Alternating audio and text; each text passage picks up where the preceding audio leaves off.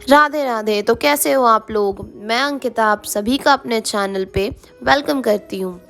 Thumbnail देखकर तो idea लग ही गया होगा कि आज हम कहाँ जा रहे हैं। यस, आज हम निधिवन जा रहे हैं एंड निधिवन में बंदरों को देखेंगे, निधिवन की सैर करवाएंगे आपको। तो अगर आप मेरे चैनल पे नए हैं तो चैनल को सब्सक्राइब करना बिल्कुल भी ना भूलें एंड बेल बटन को भी प्रेस कर दें। और मेरे इंस्टाग्राम पे भी मुझे आप फॉलो कर सकते हो। तो चलिए चलते हैं एंड करते हैं व्लॉग को शुरू। How to reach Vrindavan. तो सबसे चीपेस्ट वे ऑफ ट्रैवल है ट्रेन एंड सबसे पास रेलवे स्टेशन पड़ता है मथुरा, जो कि वृंदावन से केवल 14 किलोमीटर्स की दूरी पे है। यहाँ पे वृंदावन पहुँचने के लिए शेयर्ड ऑटो, टैक्सी, कैब्स आपको मिल जाएंगी, जो कि आपसे 50 रुपीज़ चार्ज करेंगे एंड देन ये आपको ड्रॉप आउट कर देंगी। एंड देन अगर आप वहाँ से आना चाहते हैं अपनी पर्सनल कैब से, तो आप पर्सनल कैब कर लो या अपनी पर्सनल व्हीकल से, तो आप 193 किलोमीटर्स दिल्ली टू वृंदावन पड़ेगा। आप आ सकते हो थ्रू यमुना एक्सप्रेसवेज से। अप्रॉक्स 2 to 3 आवर्स में मैक्स आप यहाँ पे पहुँच जाओगे। तो चलिए पहुँच चुके हैं हम एंड करवाते हैं आपके दर्शन हमारे साथ। चलिए।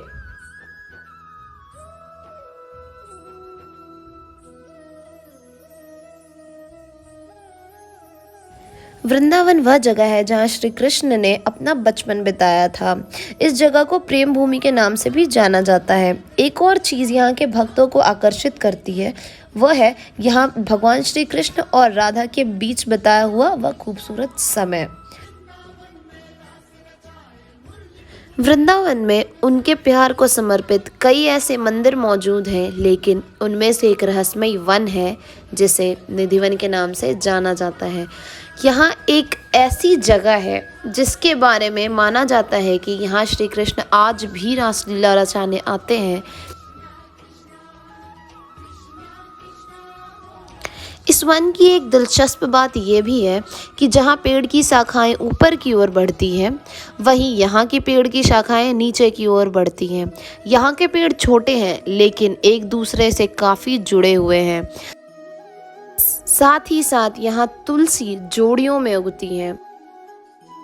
ऐसा माना जाता है कि रात के समय पौधे गोपियों में बदल जाती हैं और दिव्य नृत्य में शामिल हो जाती हैं श्री कृष्ण के साथ।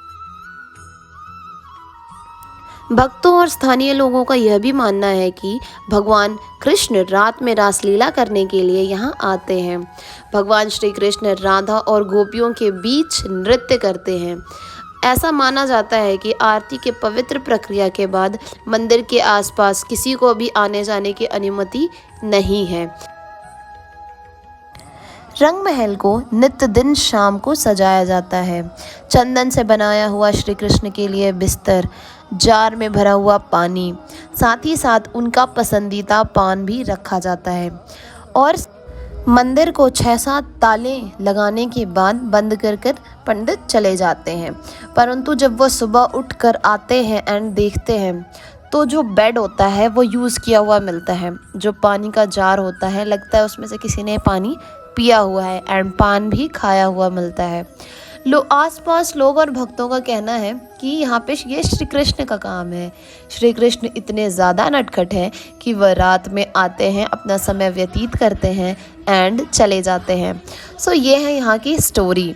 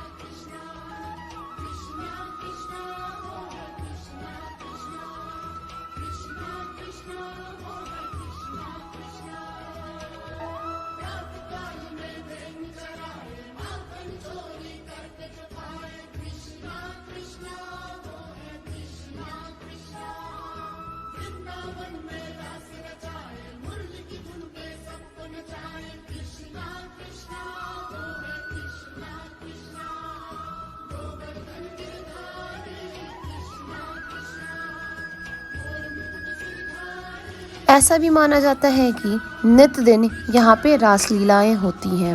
जिसमें कि तुलसी के पौधे गोपियों में कन्वर्ट हो जाते हैं। साथ ही साथ श्री कृष्ण और राधा यहाँ पे रासलीला रचाते हैं। स्थानीय लोगों ने ये भी कहा है कि रात के समय उन्हें घुंघरुओं की आवाज़ और श्री कृष्ण के फ्लूट की आवाज़ भी सुनाई देती है।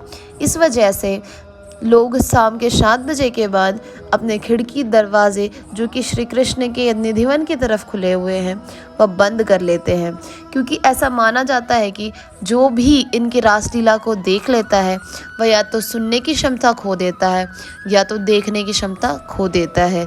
तो इसीलिए लोग पहले ही अपने कपट को बंद कर लेते हैं।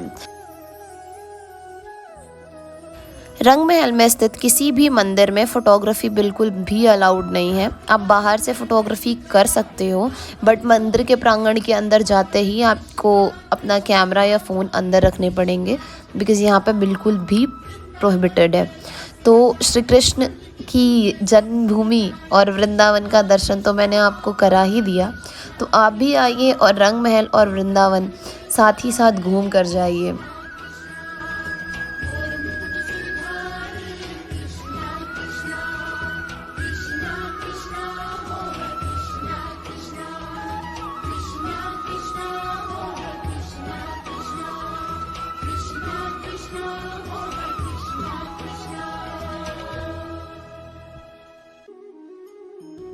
वृंदावन से जैसे ही आप बाहर आओगे ये पूरा मार्केट प्लेस है जो वहाँ पे आपको दिखेगा।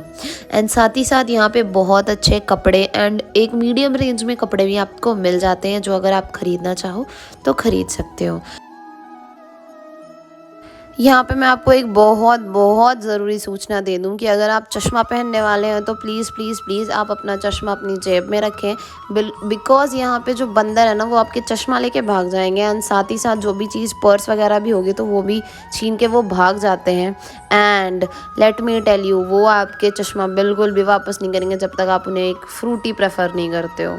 कभी कभी तो ऐसा भी होता है कि वो चश्मा तोड़ के वापस करते हैं, इवन आप उसको फ्रूटी भी दे दो फिर भी। तो ये है पूरी यहाँ की स्टोरी।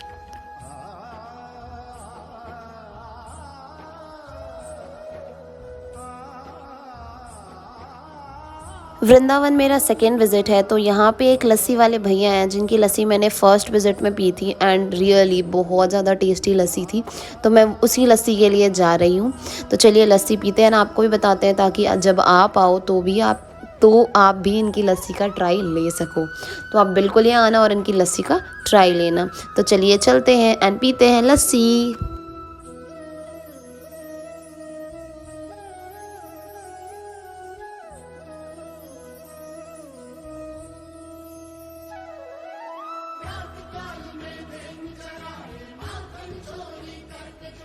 तो पहुंच गई मैं लस्सी वाले भैया के पास लस्सी पीने के लिए। तो इनकी स्टॉल का नाम है राधा रमन टी स्टॉल। तो आप यहाँ पे ज़रूर आओ एंड लस्सी ट्राई करो, रियली आपका दिल खुश हो जाएगा लस्सी पीकर। तो ये भैया हैं, ओके। लास्ट टाइम मैं जब आई थी तब भी मैंने यहाँ पे लस्सी पी थी एंड इतनी टेस्टी लस्सी ये बनाते हैं, रियली फैबुलस, मुझे बहुत ज़्यादा पसंद है। तो इस विज़िट में भी मैं पी के ही जाऊँगी, ऐसे तो छोड़ के जाने वाली हूँगी मैं। एंड लास्ट टाइम मैं जब यहाँ पे आई थी ना तब मैंने भैया के साथ एक सेल्फ़ी ली थी, तो उन्हें याद भी था कि मैंने सेल्फ़ी ली है एंड वो मुझे पहचान गए। ये कितनी अच्छी बात है, तो वो मुझे पहचान गए एंड दिस टाइम भी मैंने उनके साथ एक सेल्फ़ी ली है जो कि मैं आपको दिखाऊंगी, आप देख लेना। सो ये रही लस्सी एंड रियली ये बहुत बहुत ज़्यादा टेस्टी होती है। तो ये हुआ लस्सी ओवर एंड ट्रिप ख़त्म। जाने का बिल्कुल भी मन नहीं, पर आप लोगों से विदा लेती हूँ। वीडियो अच्छी लगी हो तो लाइक कर दें, चैनल को सब्सक्राइब करना बिल्कुल भी ना भूलें। मिलती हूँ आपसे नेक्स्ट व्लॉग में, तब तक के लिए love you, bye bye, see you soon.